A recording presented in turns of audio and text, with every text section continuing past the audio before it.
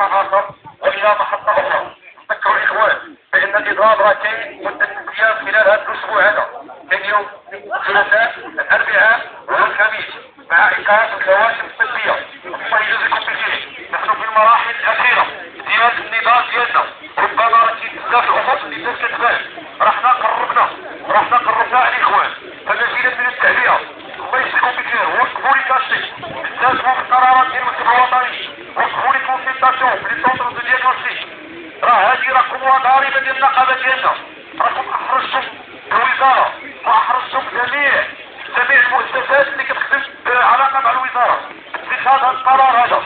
نستمروا فيه إلى حين أن الاستجابة المطالب ديالنا راه قد اتنفذ.